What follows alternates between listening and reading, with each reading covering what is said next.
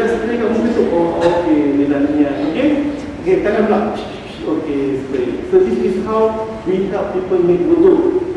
Ya, dekat hospital USM, dan saya anjurkan semua orang pergi have a visit to hospital USM.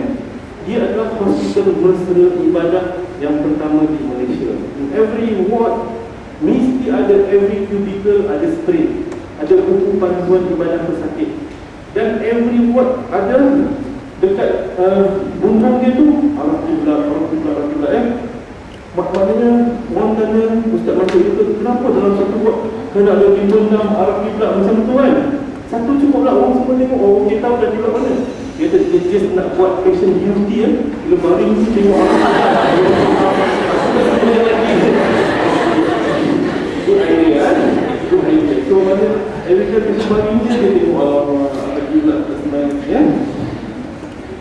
Lagi best lagi, dia punya every ward dia, especially ward yang mesra ibadah ni, dia punya temperature chart, BP chart, semua tu ada satu chart, solat chart ya.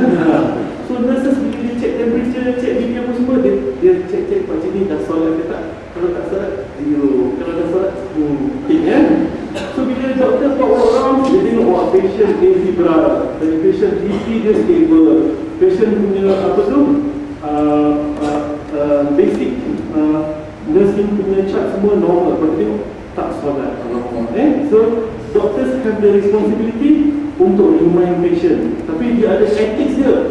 Doktor bila buat orang, dia tak kata pakcik tak solat lagi kan, wah kau tak nak mati lagi.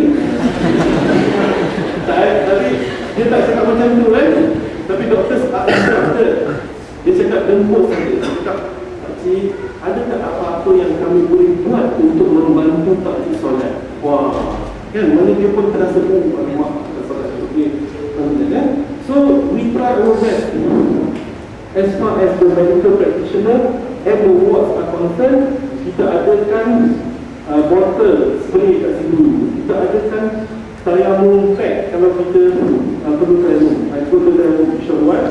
Kita adakan chart untuk beritahu patient tu solat atau tidak dan sebagainya, dan we have good doctors to tell them and remind them, insyaAllah. So kalau tu insyaAllah kita akan increase our rate of tak solat daripada increase yang rate yang solat dari 15% kepada 99% terus sampai ada. But we must help them because they don't know.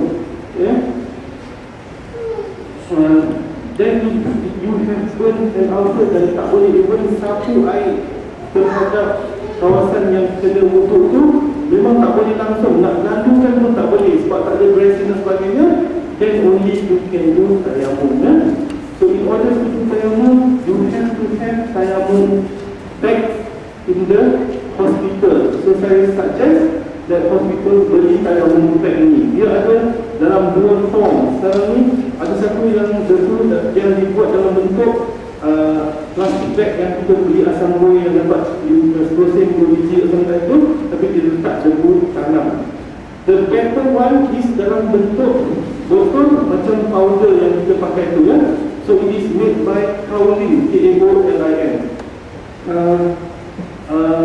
Tanah kaolin ini dan dia warna putih dan sterilized already. Tapi saya ragu ni sterilization dia lah.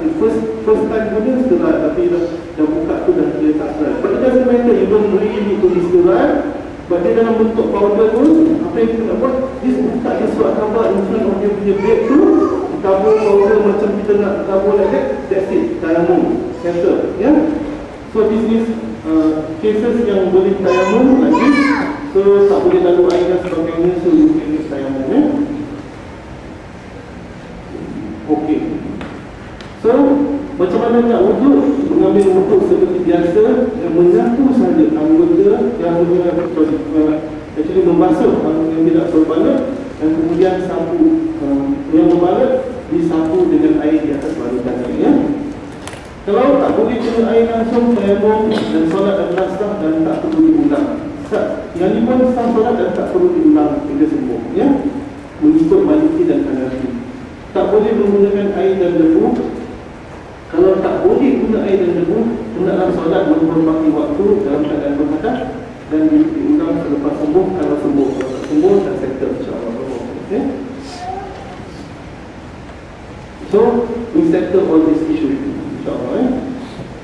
Okay, now the second issue adalah apa kata kalau patient ada continuous bladder drainage, ya, always najis keluar sahaja daripada tubuh dia. Kalau ambil semayang dia akan keluar, batal. Bawa tubuh dia akan keluar. Ataupun dia ada kolostomi tube, ya, kalau kolostomi kita tak boleh kontrol. Ambil semayang dia, tube najis keluar. Ambil tube macam mana?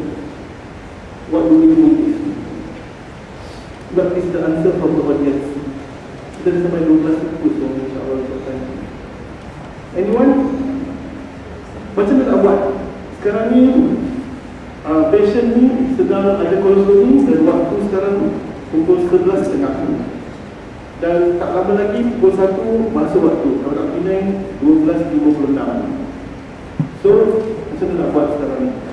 Kita nak bantu dia solat Zuhur pada hari Sabtu 17 hari bulan November.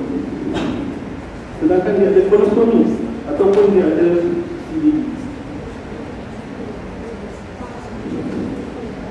Tak payah tahu dia boleh ambil spray yang cara biasa. Boleh spray, kita boleh bagi dia portable scene dan sebagainya. Macam ni bersihkan. So sekarang ni pukul 11.30, kita bersihkan dulu. Lepas tu buat dressing bersih-bersih. Cabut sikit ni. Tak payah. Bersihkan. Dah bersih dah ni? Okay. Bersihkan balik. Keluarkan kolostomi tu. Keluarkan semua najis dari kolostomi. Nanti sekarang ni 11.35, pukul 12 keluar lagi. Macam ni. Masuk waktu dulu. Sekarang ni 12.56. Kita ni tak buat apa-apa. Sekarang ni dah masuk waktu 12.56. Azan dekat luar. Betul? Bersihkan dia punya. Bersihkan apa? Macam mana? Ganti. Oh mahal. Satu kali ringgit berapa? Setiap waktu ganti. Oh dia boleh gelap in no time. Klaim kolostomi? Tak boleh lah. Klaim CBD boleh klaim. Tapi dia blender dan cuci standard. Betul? Hampir untuk macam biasa. Dengan najis melimpah-limpah tu, satu untuk satu padat. Masih partly correct. Macam mana? Ini ulama lain nak bagi pendapat? So, point number one, tunggu masuk waktu dulu. Okay? Maksudnya first point adalah wait untuk waktu masuk. Setelah masuk waktu, clearkan apa yang boleh. Kalau kolostomi bag tu, tak payah sterilize, tak payah ganti, just get rid of what is in the bag. Tak payah pun bilas dengan air ke apa ke, just get rid of what is in the bag. And this is the best way to do lah. Kalau best lagi, kalau ada CBD, kita boleh just putuskan atau disconnect plan. Okay? Maknanya kita clearkan connection between the CBD bag and the patient. That is ideal lah. Jadi kalau tak boleh pun tak apa. Ya? Some people kata empty this bag, tak payahlah. Ini tak semestinya. Kalau the best thing is you disconnect and you just masukkan dia punya cap saja, so that you will introduce infection and cleanse the tube. Okay, that gets rid of the content of the najis. Ketiga, then make wudu. Make wudu dalam keadaan ambil air sembahyang itu dalam waktu, masuk waktu dah. Ya? And then you pray immediately. Lepas ambil wudu tu, tak boleh sembang-sembang, borak-borak, happy-happy, semua dan sembahyang. Okay? After wudu,